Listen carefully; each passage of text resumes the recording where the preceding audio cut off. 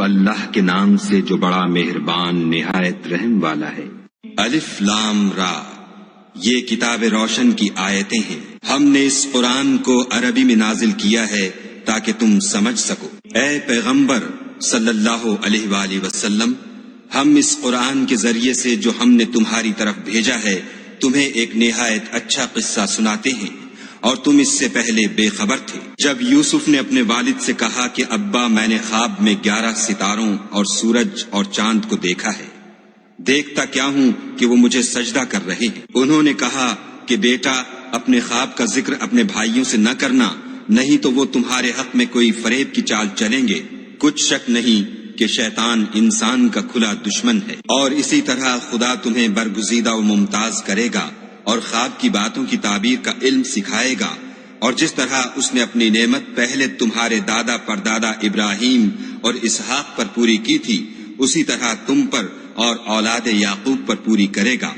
بے شک تمہارا پروردگار سب کچھ جاننے والا اور حکمت والا ہے۔ ہاں، یوسف اور ان کے بھائیوں کے قصے میں پوچھنے والوں کے لیے بہت سی نشانیاں ہیں۔ جب انہوں نے آپس میں تذکرہ کیا کہ یوسف اور اس کا بھائی ابا کو ہم سے زیادہ پیارے ہیں، حالانکہ ہم جماعت کی جماعت ہیں، کچھ شک نہیں کہ ابا صریح غلطی پر ہیں، تو یوسف کو یا تو جان سے مار ڈالو یا کسی ملک میں پھینک آؤ، پھر ابا کی توجہ صرف تمہاری طرف ہو جائے گی اور اس کے بعد تم اچھی حالت میں ہو جاؤ گے۔ ان میں سے ایک کہنے والے نے کہا کہ یوسف کو جان سے نہ مارو، کسی گہرے کنویں میں ڈال دو کہ کوئی راہگیر نکال کر اور ملک میں لے جائے گا، اگر تم کو کرنا ہے تو یوں کرو۔ یہ مشورہ کر کے وہ یعقوب سے کہنے لگے کہ ابا جان، کیا سبب ہے کہ آپ یوسف کے بارے میں ہمارا اعتبار نہیں کرتے، حالانکہ ہم اس کے خیر خواہ ہیں؟ کل اسے ہمارے ساتھ بھیج دیجئے کہ خوب میوے کھائے اور کھیلے کودے، ہم اس کے نگہبان ہیں۔ انہوں نے کہا کہ یہ امر مجھے غمناک کیے دیتا ہے کہ تم اسے لے جاؤ، یعنی وہ مجھ سے جدا ہو جائے، اور مجھے یہ بھی خوف ہے کہ تم کھیل میں اس سے غافل ہو جاؤ اور اسے بھیڑیا کھا جائے۔ وہ کہنے لگے کہ اگر ہماری موجودگی میں کہ ہم ایک طاقتور جماعت ہیں اسے بھیڑیا کھا گیا تو ہم بڑے نقصان میں پڑ گئے۔ غرض جب وہ اس کو لے گئے اور اس بات پر اتفاق کر لیا کہ اس کو گہرے کنویں میں ڈال دیں، تو ہم نے یوسف کی طرف وحی بھیجی کہ ایک وقت ایسا آئے گا کہ تم ان کے اس سلوک سے آگاہ کرو گے اور ان کو اس وحی کی کچھ خبر نہ ہوگی۔ یہ حرکت کر کے وہ رات کے وقت باپ کے پاس روتے ہوئے آئے اور کہنے لگے کہ ابا جان، ہم تو دوڑنے اور ایک دوسرے سے آگے نکلنے میں مصروف ہو گئے اور یوسف کو اپنے اسباب کے پاس چھوڑ گئے تو اسے بھیڑیا کھا گیا، اور آپ ہماری بات کو گو ہم سچ ہی کہتے ہوں باور نہیں کریں گے، اور ان کے کرتے پر جھوٹ موٹ کا لہو بھی لگا لائے۔ یعقوب نے کہا کہ حقیقت الحال یوں نہیں ہے، بلکہ تم اپنے دل سے یہ بات بنا لائے ہو۔ اچھا، صبر کہ وہی خوب ہے، اور جو تم بیان کرتے ہو اس کے بارے میں خدا ہی سے مدد مطلوب ہے۔ اب خدا کی شان دیکھو کہ اس کنویں کے قریب ایک قافلہ آوارد ہوا اور انہوں نے پانی کے لیے اپنا سقہ بھیجا۔ اس نے کنویں میں ڈول لٹکایا تو یوسف اس سے لٹک گئے۔ وہ بولا، زہی قسمت، یہ تو نہایت حسین لڑکا ہے، اور اس کو قیمتی سرمایہ سمجھ کر چھپا لیا، اور جو کچھ وہ کرتے تھے خدا کو سب معلوم تھا، اور اس کو تھوڑی سی قیمت یعنی معدود چند درہموں پر بیچ ڈالا، اور انہیں ان کے بارے میں کچھ لالچ بھی نہ تھا۔ اور مصر میں جس شخص نے اس کو خریدا، اس نے اپنی بیوی سے جس کا نام زلیخا تھا کہا کہ اس کو عزت و اکرام سے رکھو، عجب نہیں کہ یہ ہمیں فائدہ دے یا ہم اسے بیٹا بنا لیں۔ اس طرح ہم نے یوسف کو سرزمین مصر میں جگہ دی، اور غرض یہ تھی کہ ہم ان کو خواب کی باتوں کی تعبیر سکھائیں، اور خدا اپنے کام پر غالب ہے، لیکن اکثر لوگ نہیں جانتے۔ اور جب وہ اپنی جوانی کو پہنچے تو ہم نے ان کو دانائی اور علم بخشا، اور نیکوکاروں کو ہم اسی طرح بدلہ دیا کرتے ہیں۔ تو جس عورت کے گھر میں وہ رہتے تھے اس نے ان کو اپنی طرف مائل کرنا چاہا، اور دروازے بند کر کے کہنے لگی، یوسف جلدی آؤ۔ انہوں نے کہا کہ خدا پناہ میں رکھے، وہ یعنی تمہارے میاں تو میرے آقا ہیں، انہوں نے مجھے اچھی طرح سے رکھا ہے، میں ایسا ظلم نہیں کر سکتا، بے شک ظالم لوگ فلاح نہیں پائیں گے۔ اور اس عورت نے ان کا قصد کیا اور انہوں نے اس کا قصد کیا، اگر وہ اپنے پروردگار کی نشانی نہ دیکھتے تو جو ہوتا ہوتا، یوں اس لیے کیا گیا کہ ہم ان سے برائی اور بے حیائی کو روک دیں، بے شک وہ ہمارے خالص بندوں میں سے تھے۔ اور دونوں دروازے کی طرف بھاگے، آگے یوسف، پیچھے زلیخا، اور عورت نے ان کا کرتا پیچھے سے پکڑ کر جو کھینچا تو پھاڑ ڈالا، اور دونوں کو دروازے کے پاس عورت کا خامند مل گیا۔ تو عورت بولی کہ جو شخص تمہاری بیوی کے ساتھ برا ارادہ کرے، اس کی اس کے سوا کیا سزا ہے کہ یا تو قید کیا جائے یا دکھ کا عذاب دیا جائے۔ یوسف نے کہا، اسی نے مجھ کو اپنی طرف مائل کرنا چاہا تھا۔ اس کے قبیلے میں سے ایک فیصلہ کرنے والے نے یہ فیصلہ کیا کہ اگر اس کا کرتا آگے سے پھٹا ہو تو یہ سچی اور یوسف جھوٹا ہے، اور اگر کرتا پیچھے سے پھٹا ہو تو یہ جھوٹی اور وہ سچا ہے۔ جب اس کا کرتا دیکھا تو پیچھے سے پھٹا تھا، تب اس نے زلیخا سے کہا کہ یہ تمہارا ہی فریب ہے، اور کچھ شک نہیں کہ تم عورتوں کے فریب بڑے بھاری ہوتے ہیں۔ یوسف، اس بات کا خیال نہ کر، اور زلیخا، تو اپنے گناہ کی بخشش مانگ، بے شک خطا تیری ہی ہے۔ اور شہر میں عورتیں گفتگویں کرنے لگیں کہ عزیز کی بیوی اپنے غلام کو اپنی طرف مائل کرنا چاہتی ہے، اور اس کی محبت اس کے دل میں گھر کر گئی ہے، ہم دیکھتی ہیں کہ وہ صریح گمراہی میں ہے۔ جب زلیخا نے ان عورتوں کی گفتگو جو حقیقت میں دیدار یوسف کے لیے ایک چال تھی سنی، تو ان کے پاس دعوت کا پیغام بھیجا، اور ان کے لیے ایک محفل مرتب کی، اور پھل تراشنے کے لیے ہر ایک کو ایک ایک چھری دی، اور یوسف سے کہا کہ ان کے سامنے باہر آؤ۔ جب عورتوں نے ان کو دیکھا تو ان کا رعب حسن ان پر ایسا چھا گیا کہ پھل تراشتے تراشتے اپنے ہاتھ کاٹ لیے، اور بے ساختہ بول اٹھی کہ سبحان اللہ، یہ حسن، یہ آدمی نہیں کوئی بزرگ فرشتہ ہے۔ تب زلیخا نے کہا، یہ وہی ہے جس کے بارے میں تم مجھے تانے دیتی تھی، اور بے شک میں نے اس کو اپنی طرف مائل کرنا چاہا مگر یہ بچا رہا، اور اگر یہ وہ کام نہ کرے گا جو میں اسے کہتی ہوں تو قید کر دیا جائے گا اور ذلیل ہوگا۔ یوسف نے دعا کی کہ پروردگار، جس کام کی طرف یہ مجھے بلاتی ہیں اس کی نسبت مجھے قید پسند ہے، اور اگر تو مجھ سے ان کے فریب کو نہ ہٹائے گا تو میں ان کی طرف مائل ہو جاؤں گا اور نادانوں میں داخل ہو جاؤں گا۔ تو خدا نے ان کی دعا قبول کر لی اور ان سے عورتوں کا مکر دفع کر دیا، بے شک وہ سننے اور جاننے والا ہے۔ پھر باوجود اس کے کہ وہ لوگ نشان دیکھ چکے تھے، ان کی رائے یہی ٹھہری کہ کچھ عرصے کے لیے ان کو قید ہی کر دیں، اور ان کے ساتھ 2 اور جوان بھی داخل زندہ ہوئے۔ ایک نے ان میں سے کہا کہ میں نے خواب دیکھا ہے، دیکھتا کیا ہوں کہ شراب کے لیے انگور نچوڑ رہا ہوں۔ دوسرے نے کہا کہ میں نے بھی خواب دیکھا ہے، میں یہ دیکھتا ہوں کہ اپنے سر پر روٹیاں اٹھائے ہوئے ہوں اور جانور ان میں سے کھا رہے ہیں، تو ہمیں ان کی تعبیر بتا دیجئے کہ ہم تمہیں نیکوکار دیکھتے ہیں۔ یوسف نے کہا کہ جو کھانا تم کو ملنے والا ہے وہ آنے نہیں پائے گا کہ میں اس سے پہلے تم کو اس کی تعبیر بتا دوں گا۔ یہ ان باتوں میں سے ہے جو میرے پروردگار نے مجھے سکھائی ہیں۔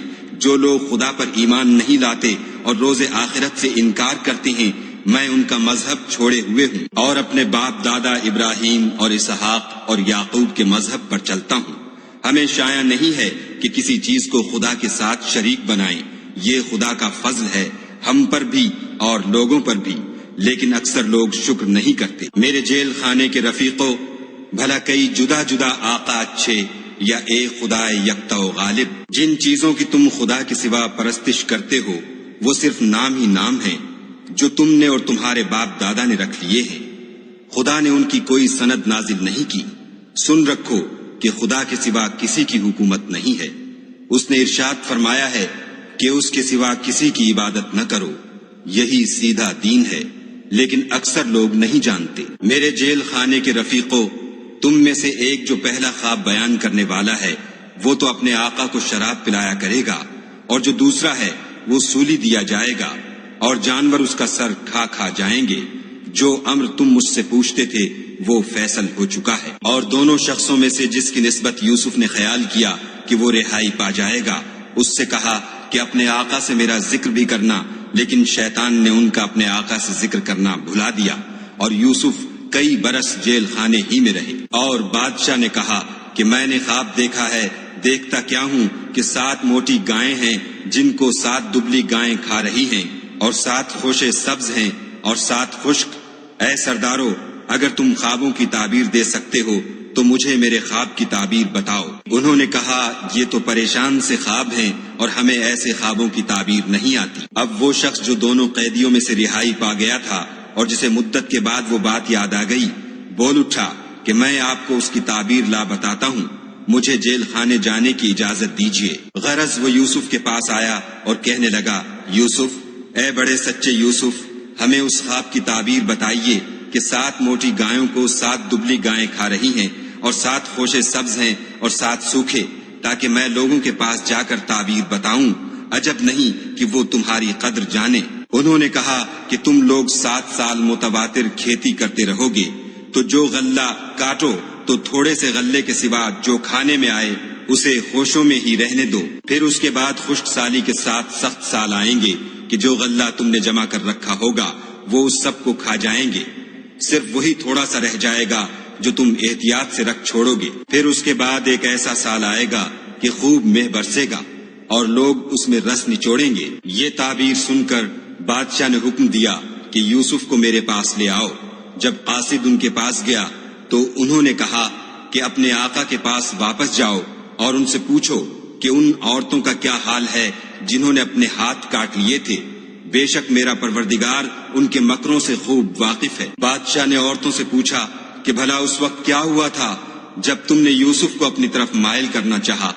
سب بول اٹھی کہ حاشا للہ، ہم نے اس میں کوئی برائی معلوم نہیں کی۔ عزیز کی عورت نے کہا، اب سچی بات تو ظاہر ہو ہی گئی ہے، اصل یہ ہے کہ میں نے اس کو اپنی طرف مائل کرنا چاہا تھا اور وہ بے شک سچا ہے۔ یوسف نے کہا کہ میں نے یہ بات اس لیے پوچھی ہے کہ عزیز کو یقین ہو جائے کہ میں نے اس کی پیٹھ پیچھے اس کی امانت میں خیانت نہیں کی، اور خدا خیانت کرنے والوں کے مکروں کو رو براہ نہیں کرتا، اور میں اپنے تئیں پاک صاف نہیں کہتا، کیونکہ نفس امارہ انسان کو برائی ہی سکھاتا رہتا ہے، مگر یہ کہ میرا پروردگار رحم کرے، بے شک میرا پروردگار بخشنے والا مہربان ہے۔ بادشاہ نے حکم دیا کہ اسے میرے پاس لاؤ، میں اسے اپنا مصاحب خاص بناؤں گا۔ پھر جب ان سے گفتگو کی تو کہا کہ آج سے تم ہمارے ہاں صاحب منزلت اور صاحب اعتبار ہو۔ یوسف نے کہا، مجھے اس ملک کے خزانوں پر مقرر کر دیجئے، کیونکہ میں حفاظت بھی کر سکتا ہوں اور اس کام سے واقف ہوں۔ اس طرح ہم نے یوسف کو ملک مصر میں جگہ دی اور وہ اس ملک میں جہاں چاہتے تھے رہتے تھے۔ ہم اپنی رحمت جس پر چاہتے ہیں کرتے ہیں اور نیکوکاروں کے اجر کو ضائع نہیں کرتے، اور جو لوگ ایمان لائے اور ڈرتے رہے ان کے لیے آخرت کا اجر بہت بہتر ہے۔ اور یوسف کے بھائی کنعان سے مصر میں غلہ خریدنے کے لیے آئے تو یوسف کے پاس گئے تو یوسف نے ان کو پہچان لیا اور وہ ان کو نہ پہچان سکے۔ جب یوسف نے ان کے لیے ان کا سامان تیار کر دیا تو کہا کہ پھر آنا تو جو باپ کی طرف سے تمہارا ایک اور بھائی ہے اسے بھی میرے پاس لیتے آنا۔ کیا تم نہیں دیکھتے کہ میں ماپ بھی پوری دیتا ہوں اور مہمانداری بھی خوب کرتا ہوں؟ اور اگر تم اسے میرے پاس نہ لاؤ گے تو نہ تمہیں میرے ہاں سے غلہ ملے گا اور نہ تم میرے پاس ہی آ سکو گے۔ انہوں نے کہا کہ ہم اس کے بارے میں اس کے والد سے تذکرہ کریں گے اور ہم یہ کام کر کے رہیں گے۔ اور یوسف نے اپنے خدام سے کہا کہ ان کا سرمایہ یعنی غلے کی قیمت ان کے شلیتوں میں رکھ دو، عجب نہیں کہ جب یہ اپنے اہل و عیال میں جائیں تو اسے پہچان لیں، اور عجب نہیں کہ یہ پھر یہاں آئیں۔ جب وہ اپنے باپ کے پاس واپس گئے تو کہنے لگے کہ ابا، جب تک ہم بنیامین کو ساتھ نہ لے جائیں ہمارے لیے غلے کی بندش کر دی گئی ہے، تو ہمارے ساتھ ہمارے بھائی کو بھیج دیجئے تاکہ ہم پھر غلہ لائیں اور ہم اس کے نگہبان ہیں۔ یعقوب نے کہا کہ میں اس کے بارے میں تمہارا اعتبار نہیں کرتا مگر ویسا ہی جیسا پہلے اس کے بھائی کے بارے میں کیا تھا، سو خدا ہی بہتر نگہبان ہے اور وہ سب سے زیادہ رحم کرنے والا ہے۔ اور جب انہوں نے اپنا اسباب کھولا تو دیکھا کہ ان کا سرمایہ واپس کر دیا گیا ہے۔ کہنے لگے، ابا ہمیں اور کیا چاہیے؟ دیکھیے یہ ہماری پونجی بھی ہمیں واپس کر دی گئی ہے، اور اب ہم اپنے اہل و عیال کے لیے پھر غلہ لائیں گے اور اپنے بھائی کی نگہبانی کریں گے، اور ایک بار شتر زیادہ لائیں گے کہ یہ غلہ جو ہم لائے ہیں تھوڑا ہے۔ یعقوب نے کہا کہ جب تک تم خدا کا عہد نہ دو کہ اس کو میرے پاس صحیح و سالم لے آؤ گے، میں اسے ہرگز تمہارے ساتھ نہیں بھیجنے کا، مگر یہ کہ تم گھیر لیے جاؤ یعنی بے بس ہو جاؤ تو مجبوری ہے۔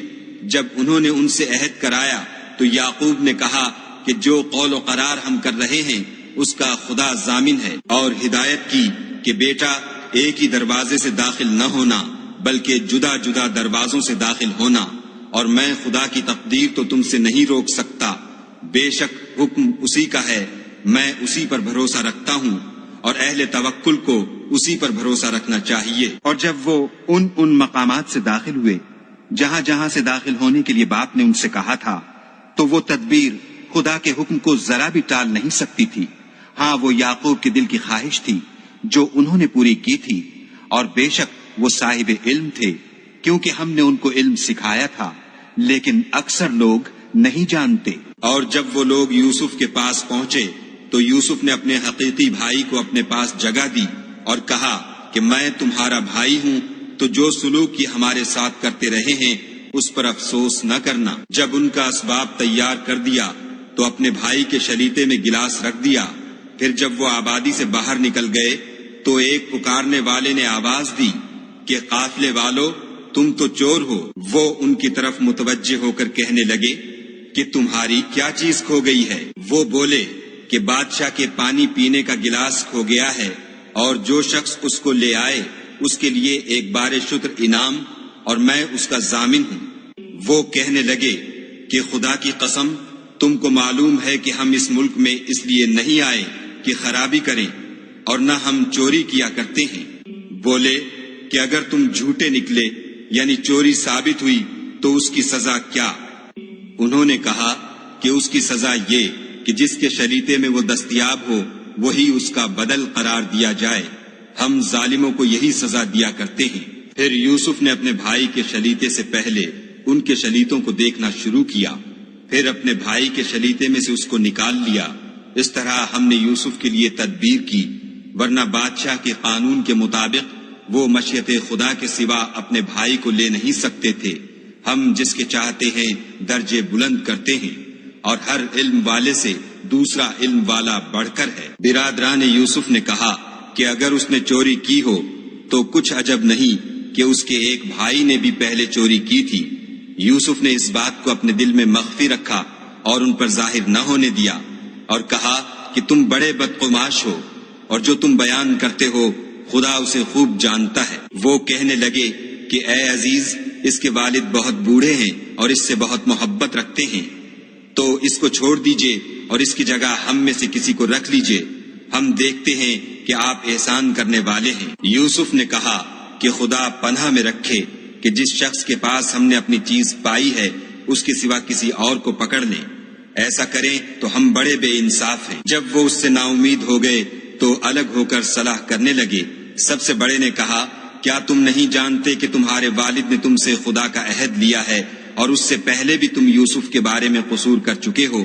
تو جب تک والد صاحب مجھے حکم نہ دیں میں تو اس جگہ سے ہلنے کا نہیں، یا خدا میرے لیے کوئی اور تدبیر کرے، اور وہ سب سے بہتر فیصلہ کرنے والا ہے۔ تم سب والد صاحب کے پاس واپس جاؤ اور کہو کہ ابا، آپ کے صاحبزادے نے وہاں جا کر چوری کی، اور ہم نے تو اپنی دانست کے مطابق آپ سے اس کے لے آنے کا عہد کیا تھا، مگر ہم غیب کی باتوں کے جاننے اور یاد رکھنے والے تو نہیں تھے، اور جس بستی میں ہم ٹھہرے تھے وہاں سے یعنی اہل مصر سے، اور جس قافلے میں آئے ہیں اس سے دریافت کر لیجئے، اور ہم اس بیان میں بالکل سچے ہیں۔